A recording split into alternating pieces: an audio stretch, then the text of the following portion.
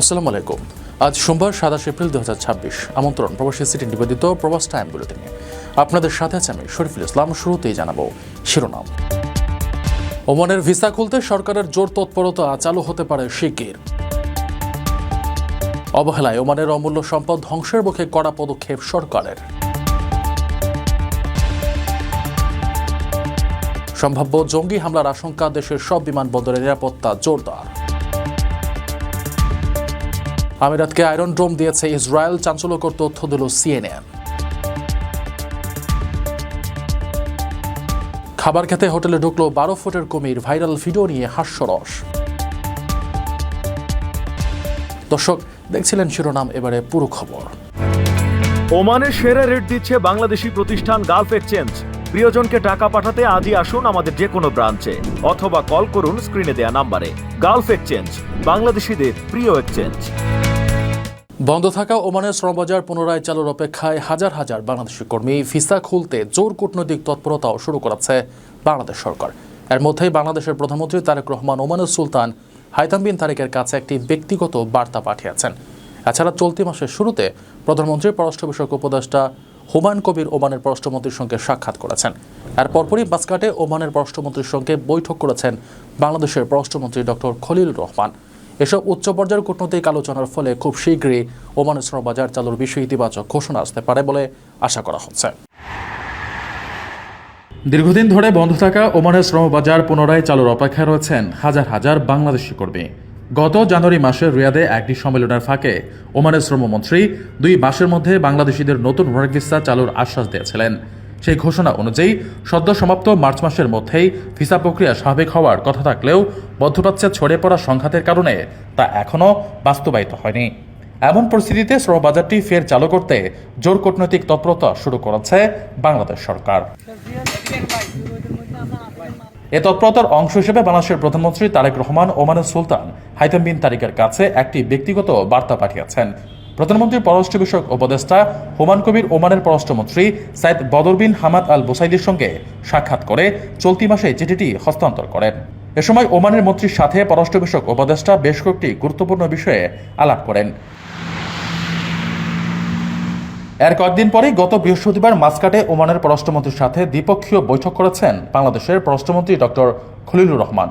এ বৈঠকে সরাসরি শ্রমিক ভিসা চালুর বিষয়ে কোনো আলাপ না হলেও দুই দেশের মধ্যে অর্থনৈতিক ও বাণিজ্যিক সহযোগিতা বৃদ্ধি নিয়ে বিস্তারিত আলোচনা হয়েছে।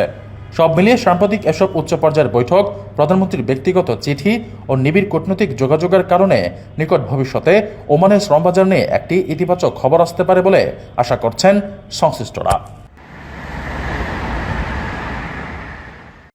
প্রবাসীদের জন্য নির্মাণ হচ্ছে দেশের প্রথম স্মার্ট সিটি, যেখানে থাকছে স্কুল, মসজিদ, হাসপাতাল, সুইমিং পুল, হেলিপ্যাড, পাঠাগার, জিম, সুপারমার্কেট, শিশু পার্ক সহ সকল নাগরিক সুবিধা। মাত্র 30 লাখ টাকা বিনিয়োগে মিলছে আকর্ষণীয় ফ্ল্যাট। প্লাটিনাম ইনভেস্টরদের জন্য ঢাকা বিমানবন্দরে ভিআইপি প্রোটোকল সুবিধা। বিস্তারিত জানতে যোগাযোগ করুন স্ক্রিনে দেয়া হোয়াটসঅ্যাপ অথবা ইমো নাম্বারে। ওমানে দূষণ ও মানুষের অসতর্কতার কারণে সামুদ্রিক প্রাণীর মৃত্যুর হার আশঙ্কাজনকভাবে বেড়ে যাওয়ায় কড়া পদক্ষেপ নিচ্ছে দেশটির পরিবেশ কর্তৃপক্ষ। সৈকতে যত্রতত্র ফেলে রাখা প্লাস্টিক বর্জ্য ও পরিত্যক্ত জালের কারণে সামুদ্রিক পরিবেশ মারাত্মক হুমকির মুখে পড়েছে। এই উদ্বেগজনক পরিস্থিতি মোকাবেলায় পরিবেশ কর্তৃপক্ষ জেলেদের মাছ ওঠানোর জন্য সুনির্দিষ্ট অবতরণ কেন্দ্র নির্মাণের পরিকল্পনা করেছে। ওমানে দূষণ ও মানুষের অসতর্কতার কারণে সামুদ্রিক প্রাণীর মৃত্যুর হার আশঙ্কাজনকভাবে বেড়ে গেছে। বাধ্য হয়ে দেশটির অন্যতম গুরুত্বপূর্ণ সামুদ্রিক প্রতিবেশ এলাকা মাসিরা দ্বীপের প্রাকৃতিক ভারসাম্য রক্ষায় নতুন উদ্যোগ নিয়েছে দেশটির পরিবেশ কর্তৃপক্ষ। দ্বীপটিতে জেলেদের মাছ ওঠানোর জন্য সুনির্দিষ্ট স্থান বা অবতরণ কেন্দ্র নির্ধারণের প্রস্তাব করা হয়েছে। বিশ্বজুড়ে বিরল সামুদ্রিক জীববৈচিত্র্যের জন্য মাসিরা দ্বীপ অত্যন্ত সুপরিচিত। এ দ্বীপের সৈকতগুলো বিভিন্ন প্রজাতির সামুদ্রিক কচ্ছপের ডিম পাড়ার অন্যতম নিরাপদ স্থান। পাশাপাশি এর নিকটবর্তী নীল জলরাশি, ডলফিন ও তিমির অবাধ বিচরণ কেন্দ্র হিসেবে পরিচিত। কিন্তু সাম্প্রতিক সময়ে মানুষের অপরিকল্পিত কর্মকাণ্ড এই প্রাকৃতিক সৌন্দর্য ও সামুদ্রিক প্রাণীদের জন্য বড় ধরনের হুমকি হয়ে দাঁড়িয়েছে। সৈকতে যত্রতত্র ফেলে রাখা প্লাস্টিক বর্জ্য, পরিত্যক্ত মাছ ধরার জাল এবং মানুষের অনিয়ন্ত্রিত উপস্থিতির কারণে কচ্ছপের প্রজনন মারাত্মকভাবে ব্যাহত হচ্ছে। এমনকি দূষণের কারণে সামুদ্রিক প্রাণীর মৃত্যুর হারও আশঙ্কাজনকভাবে বেড়েছে। এই উদ্বেগজনক পরিস্থিতি মোকাবেলায় ওমানের পরিবেশ কর্তৃপক্ষ সামুদ্রিক দ্বীপটিতে একটি সরেজমিন পরিদর্শন ও বিশেষজ্ঞদের নিয়ে মতবিনিময় সভার আয়োজন করে। সেই আলোচনার ভিত্তিতেই তারা জেলেদের জন্য সুনির্দিষ্ট অবতরণ কেন্দ্র তৈরির পরিকল্পনা করছে, যেন মাছ ধরার কার্যক্রম পরিবেশের কোনো ক্ষতি না করে। কর্তৃপক্ষ মনে করে সুনির্দিষ্ট ও পরিকল্পিত ব্যবস্থাপনার মাধ্যমে একদিকে যেমন মৎস্যজীবীদের জীবিকা নির্বাহের পথ সুগম হবে, অন্যদিকে আগামী প্রজন্মের জন্য মাসিরা দ্বীপের অমূল্য প্রাকৃতিক সম্পদও সুরক্ষিত রাখা সম্ভব হবে। আপনার স্বপ্নগুলো আকাশ ছুবে প্রবাসীর হেলিকপ্টারের মাধ্যমে। বিয়ে, জন্মদিন অথবা যে কোনো বিশেষ প্রয়োজনে হেলিকপ্টার ভাড়া করতে যোগাযোগ করুন স্ক্রিনে দেয়া নাম্বারে। প্রবাসীর হেলিকপ্টার, নিরাপদ ও সাশ্রয়ী বাহনের বিশ্বস্ত নাম। জঙ্গি হামলার আশঙ্কায় রাজধানীর ঢাকার হযরত শাহজালাল আন্তর্জাতিক বিমানবন্দর সহ দেশের সব বিমানবন্দরে বিশেষ নিরাপত্তা সতর্কতা জারি করেছে বেবিচক। পুলিশ সদর দপ্তর থেকে গুরুত্বপূর্ণ স্থাপনায় হামলার আশঙ্কায় চিঠি দেওয়ার পরই এই পদক্ষেপ নেওয়া হয়। শাহজালাল বিমানবন্দরে অ্যারাইভাল ও ডিপার্চার টার্মিনাল সহ প্রতিটি গুরুত্বপূর্ণ পয়েন্টে নজরদারি বাড়ানোর পাশাপাশি সাদা ইউনিফর্মে অতিরিক্ত আইনশৃঙ্খলা রক্ষাকারী বাহিনীর সদস্য মোতায়েন করা হয়েছে। জঙ্গি হামলার আশঙ্কায় রাজধানী ঢাকার হযরত শাহজালাল আন্তর্জাতিক বিমানবন্দর সহ দেশের সকল বিমানবন্দরে বিশেষ নিরাপত্তা সতর্কতা জারি করা হয়েছে। পুলিশ সদর দপ্তর থেকে গুরুত্বপূর্ণ স্থাপনায় হামলার আশঙ্কায় চিঠি দেওয়ার পর বেসামরিক বিমান চলাচল কর্তৃপক্ষ বেবিচক এই পদক্ষেপ নেয়। বিমানবন্দর সংশ্লিষ্ট সূত্রে জানা গেছে, শাহজালাল বিমানবন্দরের অ্যারাইভাল ও ডিপার্চার টার্মিনাল সহ প্রতিটি গুরুত্বপূর্ণ পয়েন্টে নজরদারি বাড়ানো হয়েছে। পোশাকে এবং সাদা পোশাকে অতিরিক্ত আইনশৃঙ্খলা রক্ষাকারী বাহিনীর সদস্য মোতায়েন করা হয়েছে। যাত্রী ও দর্শনার্থীদের তল্লাশিতে কঠোরতা অবলম্বন করা হচ্ছে। বেবিচকের নির্দেশনা অনুযায়ী যেসব বিমানবন্দরে রাতে ফ্লাইট চলাচল করে না, সেখানেও বিশেষ প্রহরার ব্যবস্থা করা হয়েছে। পুলিশের গোয়েন্দা তথ্য অনুযায়ী একটি নিষিদ্ধ ঘোষিত জঙ্গি সংগঠন দেশের জাতীয় সংসদ, সামরিক স্থাপনা ও জনাকীর্ণ স্থানে সুসমন্বিত হামলার পরিকল্পনা করছে। সম্প্রতি গ্রেফতার হওয়া উগ্রবাদীদের কাছ থেকে প্রাপ্ত তথ্যের ভিত্তিতে এই সতর্কতা জারি করা হয়। যদিও সরকারি কোনো হুমকির খবর পাওয়া যায়নি, তবুও জাতীয় নিরাপত্তা নিশ্চিত করতে আগাম সতর্কতা হিসেবে এই নিশ্ছিদ্র নিরাপত্তা ব্যবস্থা গ্রহণ করা হয়েছে। অস্বাভাবিক কিছু দেখলেই দ্রুত রিপোর্ট করার নির্দেশ দেওয়া হয়েছে সংশ্লিষ্ট সব ইউনিটকে। সংযুক্ত আরব আমিরাতে গোপনে আয়রন ডোম আকাশ প্রতিরক্ষা ব্যবস্থা ও কয়েক ডজন সেনা মোতায়েন করেছিল ইসরায়েল। মার্কিন সংবাদ মাধ্যম এক্সিওসের বরাত দিয়ে সিএনএন এর চাঞ্চল্যকর তথ্য প্রকাশ করেছে। জানা যায়, উপসাগরীয় অঞ্চলে যুদ্ধ চলাকালে আরব আমিরাতের প্রেসিডেন্ট শেখ মোহাম্মদ বিন জায়েদের সঙ্গে ফোনালাপের পর এই নির্দেশ দেন ইসরায়েলের প্রধানমন্ত্রী বেনিয়ামিন নেতানিয়াহু। সংযুক্ত আরব আমিরাতে গোপনে আয়রন ডোম আকাশ প্রতিরক্ষা ব্যবস্থা ও কয়েক ডজন সেনা মোতায়েন করেছিল ইসরায়েল। বিষয়টি নিয়ে জানাশোনা আছে এমন ইসরায়েলি একটি সূত্র রোববার সিএনএনকে এ তথ্য জানিয়েছে। মার্কিন সংবাদ মাধ্যম এক্সিওস প্রথম এই খবর প্রকাশ করে, পরে সে বিষয়টি সিএনএনকে নিশ্চিত করেছে ইসরায়েলি সূত্র। 2020 সালে আব্রাহাম অ্যাকর্ডসের মাধ্যমে সম্পর্ক স্বাভাবিক করেছিল ইসরায়েল আরব আমিরাত। তবে দুই দেশের মধ্যে এমন সামরিক সহযোগিতা নজিরবিহীন। ইসরায়েলি সূত্র জানিয়েছে, যুদ্ধ চলাকালে আরব আমিরাতের প্রেসিডেন্ট শেখ মোহাম্মদ বিন জায়েদের সঙ্গে ফোনালাপ হয়েছিল ইসরায়েলের প্রধানমন্ত্রী বেনিয়ামিন নেতানিয়াহুর। এরপরই আমিরাতে আয়রন ডোম পাঠাতে ইসরায়েলি বাহিনীকে নির্দেশ দিয়েছিলেন নেতানিয়াহু। গত 28 ফেব্রুয়ারি ইরানের সঙ্গে যুক্তরাষ্ট্র ও ইসরায়েলের যুদ্ধ শুরু হয়।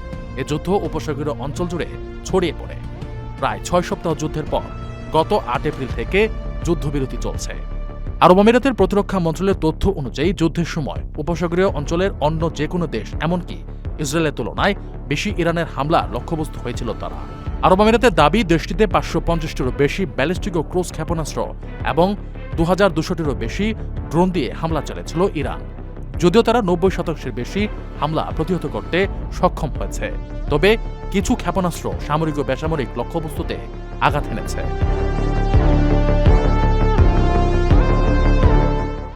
জিম্বাবুয়ের একটি হোটেলে হঠাৎ 12 ফুট লম্বা একটি কুমির ঢুকে পড়ার ঘটনায় ব্যাপক চাঞ্চল্য ও হাস্যরসের সৃষ্টি হয়েছে।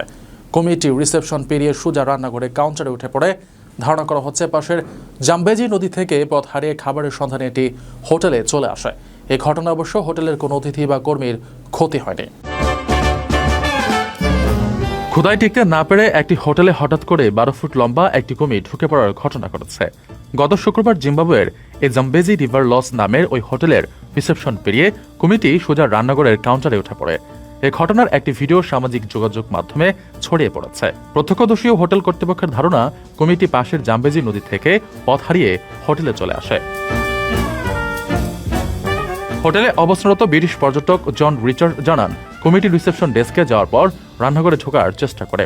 পরে হোটেলের একটি চেয়ারে কিছুক্ষণ অবস্থান নিয়ে বাইরের একটি ছোট জলাধারের কাছে গিয়ে বসে থাকে।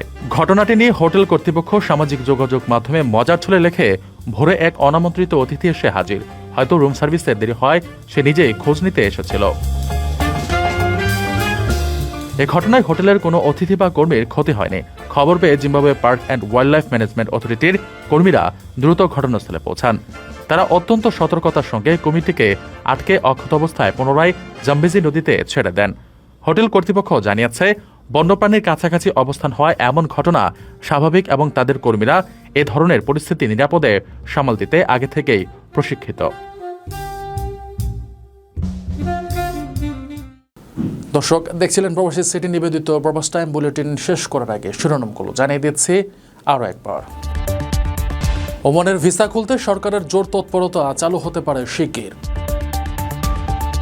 অবহেলায় ওমানের অমূল্য সম্পদ ধ্বংসের মুখে কড়া পদক্ষেপ সরকারের। সম্ভাব্য জঙ্গি হামলার আশঙ্কা, দেশের সব বিমানবন্দরের নিরাপত্তা জোরদার। আমিরাতকে আয়রন ড্রোম দিয়েছে ইসরায়েল, চাঞ্চল্যকর তথ্য দিল CNN। খাবার খেতে হোটেলে ঢুকলো 12 ফুটের কুমির, ভাইরাল ভিডিও নিয়ে হাস্যরস। এ ছিল প্রবাসী সিটি নিবেদিত প্রবাস টাইম বুলেটিনের আজকের আয়োজনে। প্রবাসের সর্বশেষ সংবাদ পেতে ভিজিট করুন probastime.net, সাবস্ক্রাইব করুন আমাদের ইউটিউব চ্যানেল এবং চোখ রাখুন ফেসবুক পেজে। পরবর্তী বুলেটিন দেখার আমন্ত্রণ জানিয়ে আজকের মতো বিদায় নিচ্ছি আমি শরীফুল ইসলাম। সেই পর্যন্ত সবাই ভালো থাকবেন এবং নিরাপদে থাকবেন। আল্লাহ হাফেজ।